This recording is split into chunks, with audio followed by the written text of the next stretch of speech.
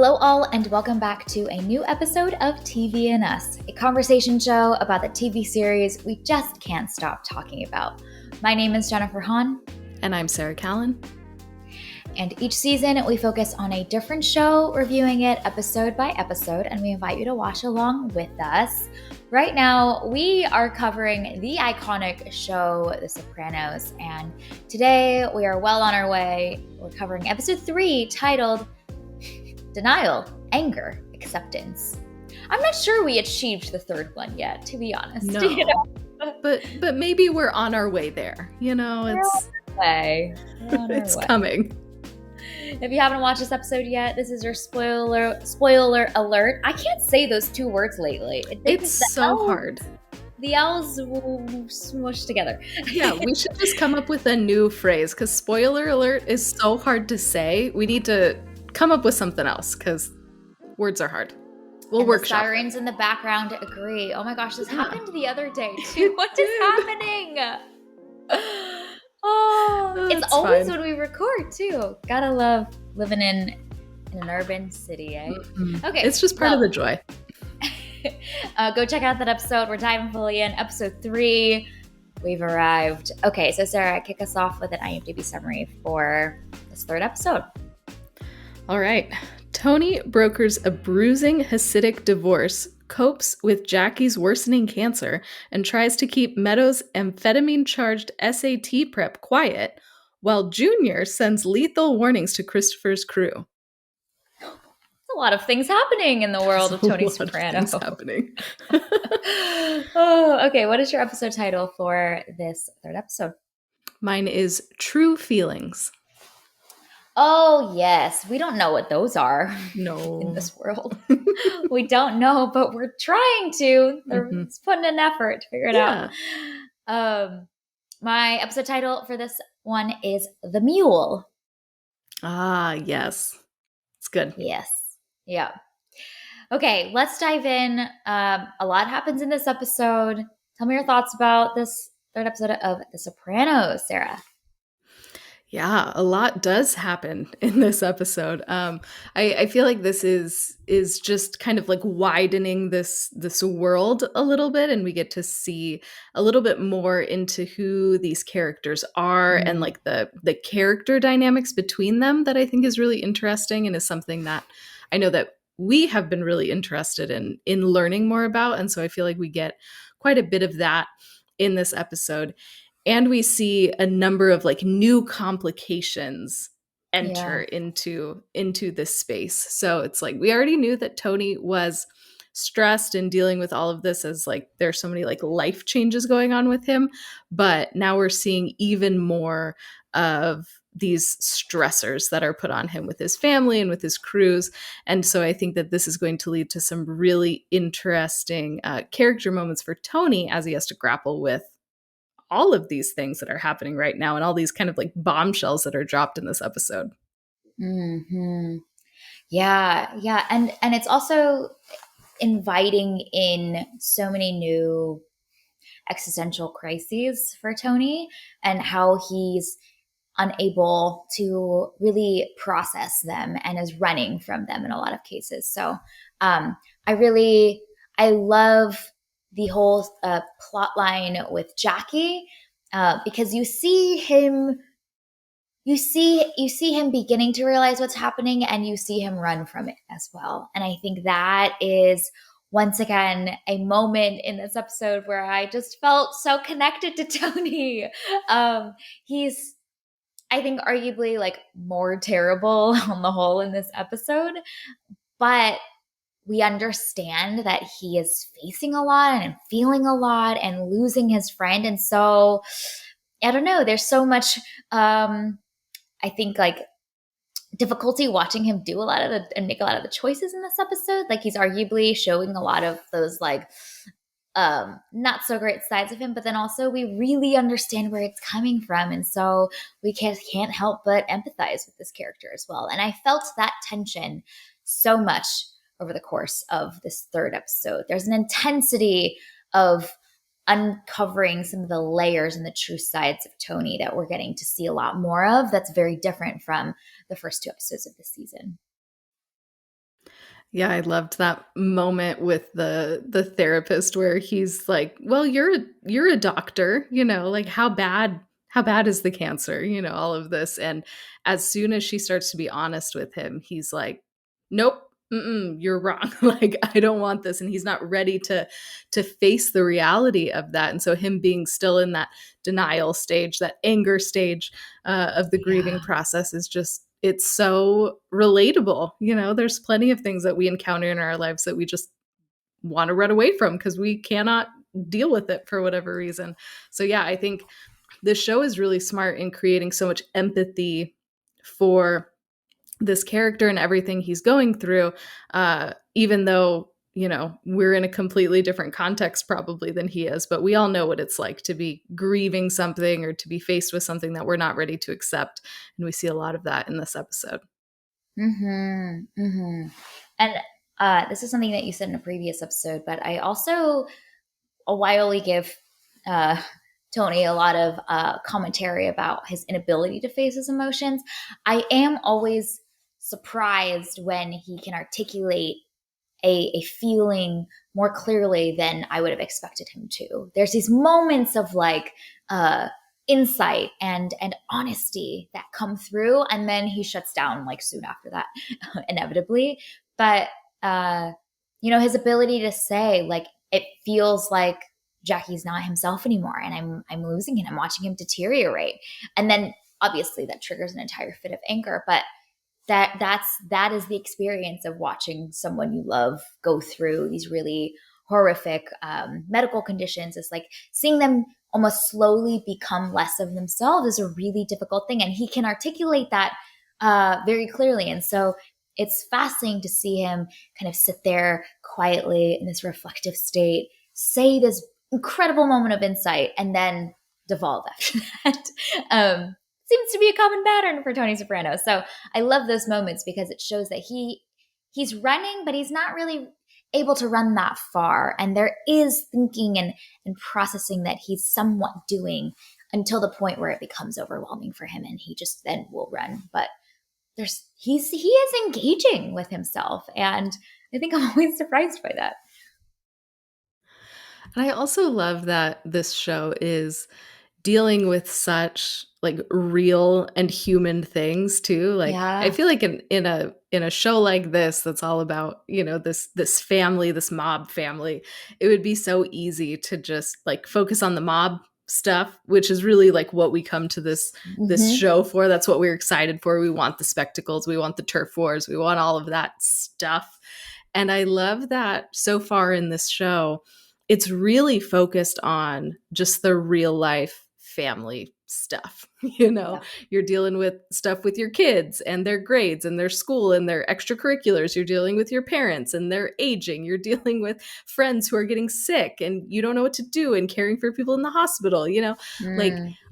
I love how real and normal and like down to earth a lot of what we've seen so far in this show is, and it's not what I Mm. expected to see in the Sopranos, because it's a show about this mob family, but it really is like that. The mob business stuff is like the vehicle to get us to really seeing this family as they're working through really real true to life stuff. So I Mm. think we mentioned it in the first episode too, but I'm once again struck by the fact that this is really at its core like a family drama. And then you just have some like really cool mob stuff kind of, peppered in.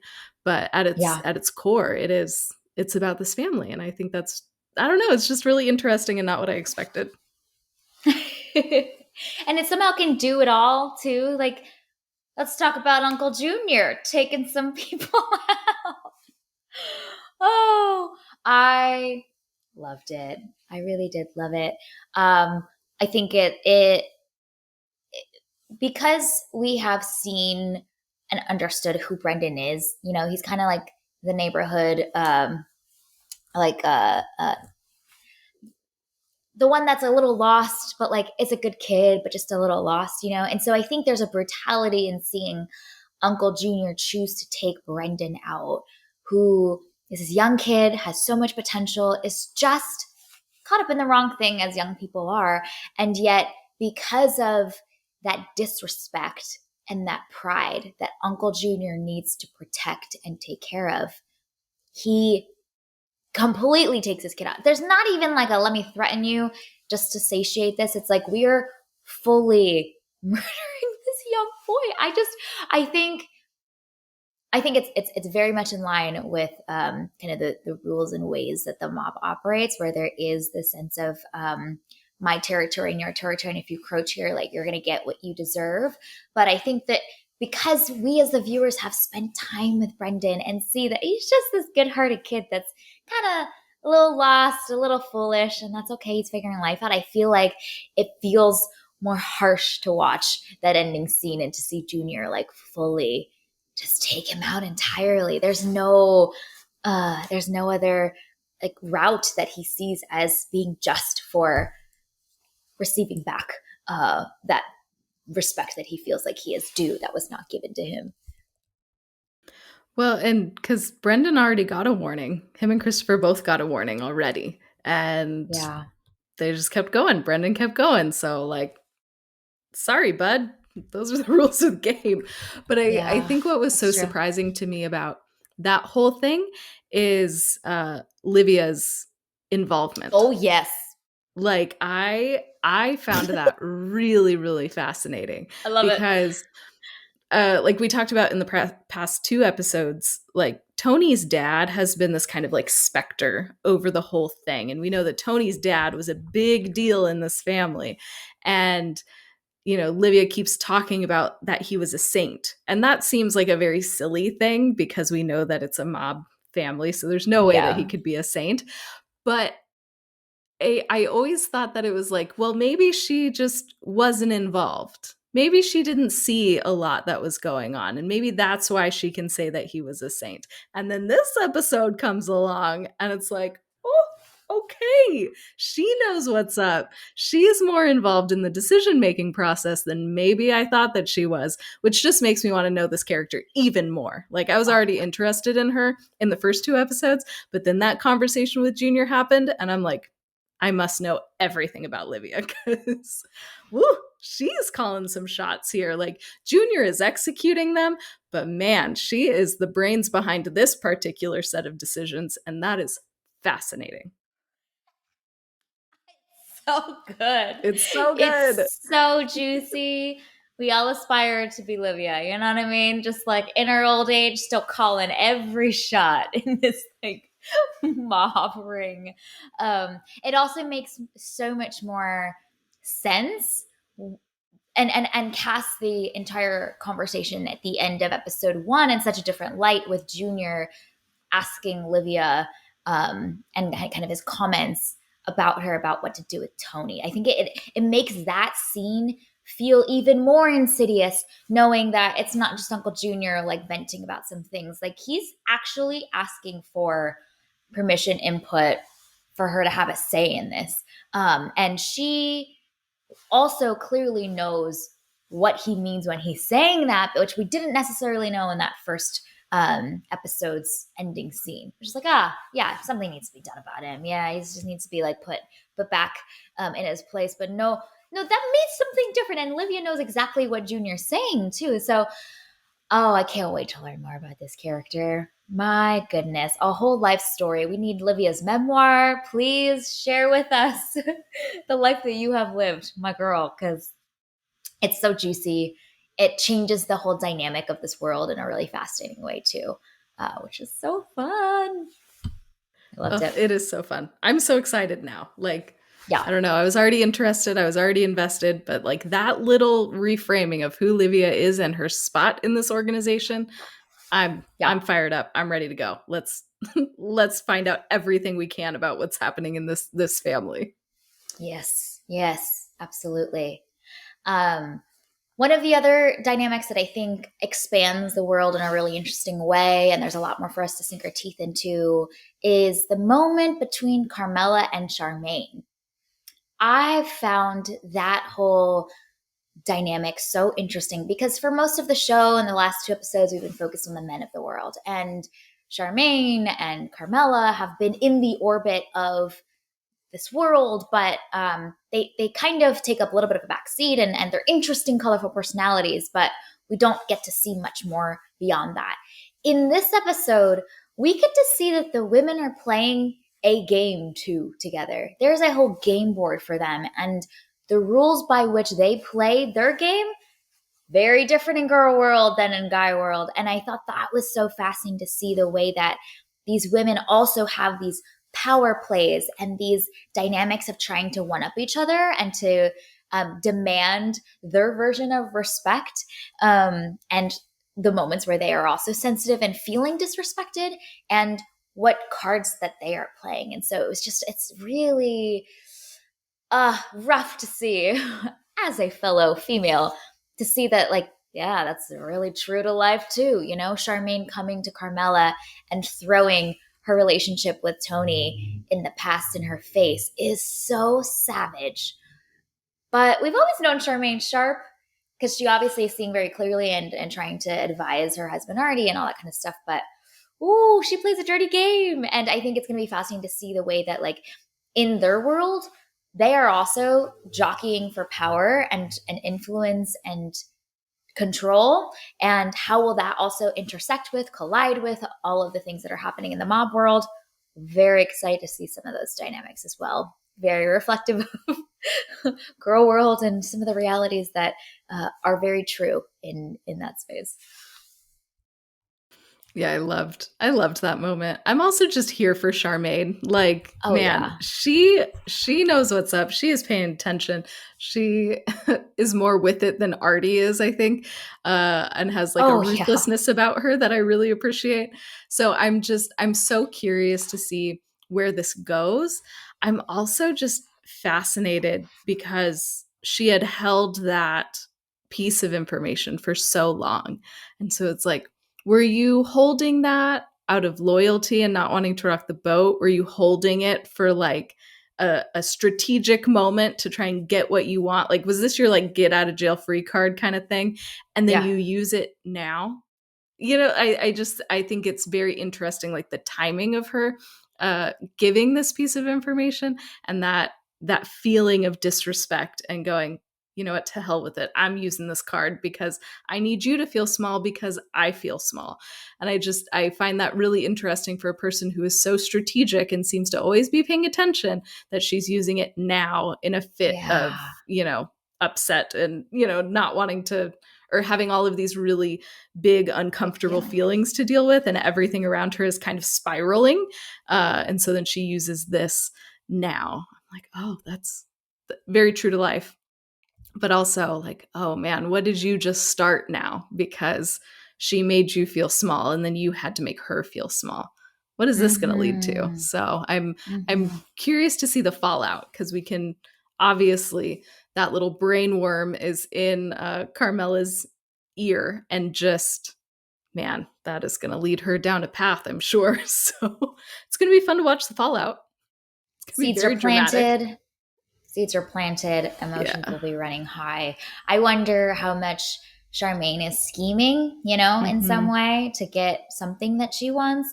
It also makes me really much more curious about Carmela and who Hmm. she is as well. I mean, Yeah. you don't survive in the world of being the wife of a mafia don without having had some chops and some intelligence to survive in that world. And what's how what does that look like for her? You know what I mean?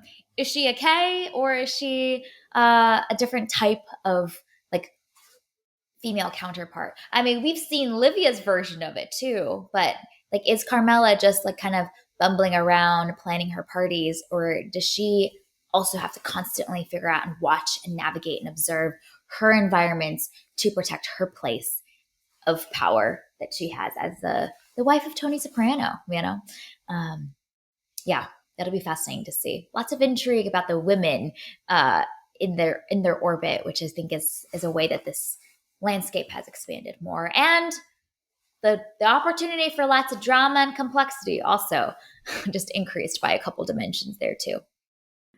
Yeah, yeah, for sure. Because I mean, you know that Carmela has seen some things. She's been around. She She knows how knows. she keeps her place in this family because, Tony is out cheating and doing all of the stuff. He has, like women on the side and everything. But Yeah. Carmela is so far, I mean, we're only in episode 3, but so far very secure in her position and she knows her place in this family. And I'm curious to see, like, will this comment from Charmaine rattle her, or is she Yeah. is she going to remain, like constant and steady in that? I don't know. We'll find out. But it is definitely a little grenade that Charmaine just threw into this this family, which is fascinating. I'm here for it.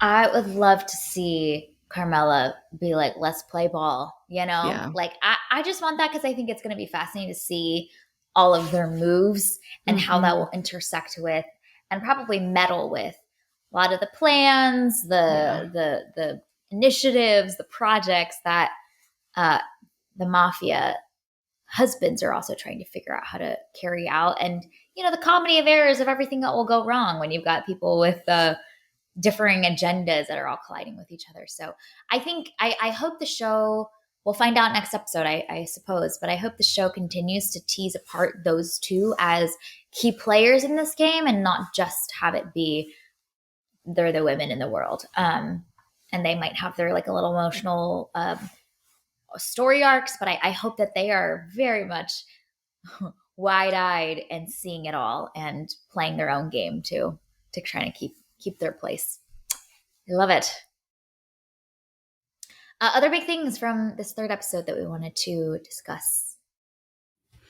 Yeah, I think it's interesting learning a bit more about Jackie and his kind of role in this Oh organization. yes, Because I feel like in the first episode, it seemed like Tony was the one that was like in charge of everything, and then yeah, over these next 2 episodes, we learn that like he's acting like he's in charge, but he's not. The buck doesn't stop with Tony, but it's just interesting to kind of see the organizational structure of this group and seeing, the stress of, okay, Jackie is not himself, and he can't make the decisions that he used to. He can't take that like leadership position that he used to. So what does yeah, this mean for Tony and everybody else? It was kind of fascinating um, when Junior's guy was in the hospital, and then Tony and everybody else show up, and that little exchange that they had. So you can tell that people are vying for that power and vying for that position. And so I think that's setting up some really interesting things to come because, you can't have a vacuum in a power dynamic. So somebody will seek to fill that. But who is going to take that? Um, mm-hmm. we'll see. And of Yeah. course, that's just like the perfect setup for some drama and all of the backstabbing and Oh fighting and yeah. all of those politics that we love. So I'm very curious to see how that's all going to go down. Yes. Oh, we love to see it. We love when they're, I mean, this is the entire way that like Succession is built off of. It's like, oh, there's a vacuum and it's chaos trying to get to it. Really great. I mean, constant just narrative device used in a lot of juicy dramas. I think it also informs perhaps the complexity of feelings that Tony has. So we talked about earlier, obviously, he's losing his friend. We can relate to that as a human being. Makes sense. But there's also an added layer to it. It's not just he's losing his friend.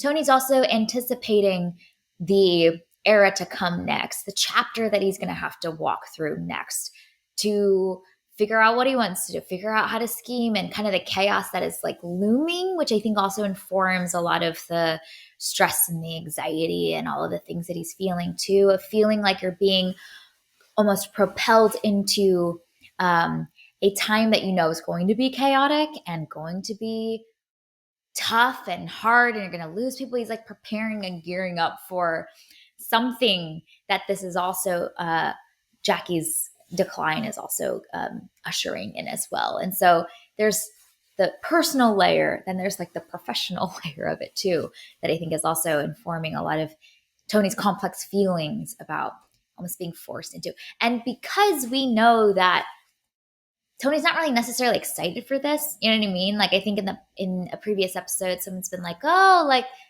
this is gonna be great," and he's like, I'm good where I'm at right now. Like I don't think I want more, but knowing that there is more coming, so that's also informing, I think, us understanding that he's like reluctantly gonna have to be thrust into this next season, versus oh no, he's been waiting for this the entire time and scheming for this moment. Very different dynamics. So he's kind of just like, man, I gotta do some fighting and like killing up people and scheming and watching my back, and kind of even the paranoia of himself being taken out, maybe informing the fears with his family and some of the ways that they will be in harm's way as bloody war is about to break out, which has constantly been the case in these turnover periods for the mafia traditionally. It's like it's bloody and then the new order is established, but there's a lot of collateral damage, and so maybe also informing why he's worried about his family and the whole duck dream too. So it all is so interconnected, which is so fun for us to see. And I think that Tony's reluctance also provides a really interesting contrast with Junior, who wants it. And I find that interesting because Junior is so much older than Tony, and yet he is the one, even though he has all of these years and has probably seen lots of turnover too. But Junior is the one who is like, no, I should have this. I should be the one in charge, not Tony. And Yeah. I think that that's just an interesting and kind of surprising thing to see in a show like this. You would think that it would be the younger guy who's all gung ho and like ready to do it and wants to take it. But in this show, it's the opposite. That the younger guy is like, yeah, I don't know that I want this, even though he seems to be the heir apparent. So I think Mm-hmm. it's just a fun kind of flipping that trope on its head a little bit. Yeah. Yeah. And another important detail that I think came in the previous episode, which I think is so significant too, is that Tony is viewed as the effective head. I think it's Brendan and Christopher who say like, but you're the guy anyway. You know, like yeah, he's there, but he's just kind of a sitting duck. And so understanding in this world, the perception is also that Tony is the natural heir, that he is the new like the effective head right now already. Even is also notable as well. Is how other people in this world view his positioning. So yeah, but it seems like we're gonna see a face off between Tony and Junior, or Tony's like, I don't know. It'll be fascinating to see, like, even for Tony in this time and place, like, how does he react to Junior going head first for that position? We'll find Yeah. out. And I think the other added piece of it is like Tony's health struggles of late Yeah. and his mental health as well. And could that be seen as a liability? You know, is that something that Junior is going to be able to wield against Tony? Is that going to be a weapon that he'll Mm, use to try and take Tony down? So I think that that's another potentially interesting piece of this is, you know, they know each other really well, they're family, they have that closeness that comes with that, but also you can get some real ammo that can be used, especially if Livia is kind of sided with Junior. Like, woo, it can be juicy. I'm excited.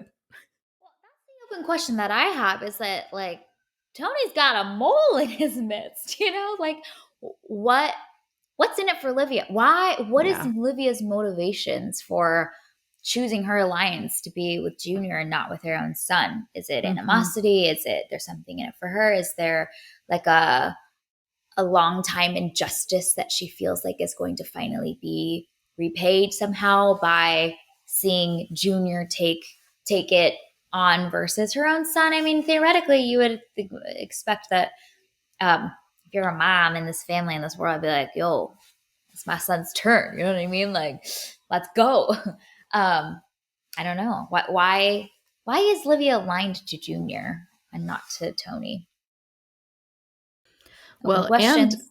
And is she playing some like three-dimensional chess that we can't see? You know You what know I what? mean? Like, we didn't expect her to be calling the shots and like ordering Brendan's murder. So, like, who knows? Maybe Livia is just like a sleeper agent and is just, I don't know, doing what Gosh, she wants when she wants, but isn't like really aligned with anybody. Maybe she's just aligned to herself. I don't understand. Like, this is so juicy. And also, more questions is, why does Junior listen to her? You know, Yes. like if I'm Yes. Junior, I'm like, shoot, let me make my own choices. I don't need to consult this lady who's like Right. kind of a little whack sometimes off her rocker. But he seems to have this like deference and respect for her in some way. Likely, I'm sure their history together with her husband, Mm-hmm. leading the family or whatnot. There's just like a history there, but where does that come from? I hope we get more insight into like why Junior seems to be so obedient to what Livia says and her choices about what to do next. Yeah, and I wonder if that also relates to like what we were asking about Carmela too is, you know, does Yeah. the wife actually hold more power in this family than we think? Can the wife call some shots? Yeah. And that's just the way that it goes. So I think I don't know, this episode is so interesting because it tees up so many things and so many different directions that the show can go in, so many different dynamics that it can explore now. Like it sets up a lot. So this is exciting. This is going to be a good time. So juicy. We're seeing the board Yes. just expand, evolve. We're seeing it go from 2 planes to 3 planes to 7 planes. And there's now like 15 axes instead of just two. Oh, so fun. We're gearing up for some good stuff. And I think what's also neat and exciting about the way that the show's unveiling its world to us is that we really feel the presence of history informing the dynamics that are at play here. And so, like, even the fact that we're asking all these questions about Junior and Livia is really neat because we're not only living and learning and getting acquainted with the present moments world, but it feels like there's all these other past worlds and story arcs that I'm like intrigued by and wanting to know because that informs why people are making the decisions that they are now. So it feels like the story is really deep while also being electric in the present too, which is I think a really great pairing. And I don't know that I always feel that so quickly with a show of the presence of the history that informs the dynamics at play. And I So think good. it's also just like smart that it's so focused on this one family because Yes. you get three generations basically that we're Mm, following. And that will also lead to some really interesting like generational conflict too, as everybody is trying to that's true. survive and everybody's trying to get and keep power in some way. So I think that also just opens up a really interesting dynamic. Not just having two generations duke it out, but having three kind of creates a little bit of a wider scope there. Yeah. Yeah. That's really good. That's really true. And all the alliances that form across generations. Yeah. All that goodness. Okay. Let's give out some TV and us awards. So the first category is for most family oriented. What is your choice for this one?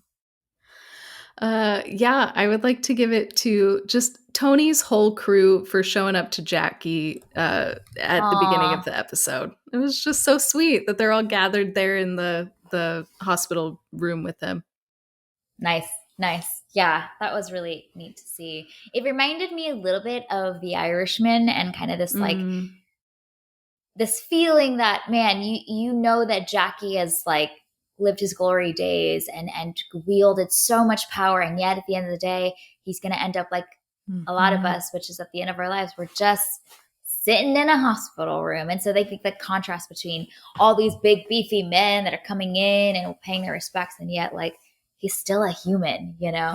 Yeah. So a lot of the themes that the Irishman explores felt like it was in line with that moment too, like Mm-hmm. you're gonna we all gonna end up there. Yep. My choice for most family oriented is Uncle Junior's loyalty to Livia. Yes. It's perplexing, but family oriented, you know, like Junior's not calling his own shots. He's seeking counsel Mm. from his sister-in-law. What? Oh, it's so Okay. good. Yeah. Um, Next category is most explosive moment. What is your choice for this one? Yeah, I want to give this to Charmaine dropping that bomb about her and Oh Tony. my gosh. Yeah. Yeah. That's a great one. It's a really good one. Um, my choice for most explosive moment is similar to my choice last week. And I think I just find it fascinating to watch whenever Tony kind of like spirals and talks himself into a Mm-hmm. frenzy. It's the moment where he is telling Dr. Melfi about Jackie and he gets really worked up about it and storms out yet again.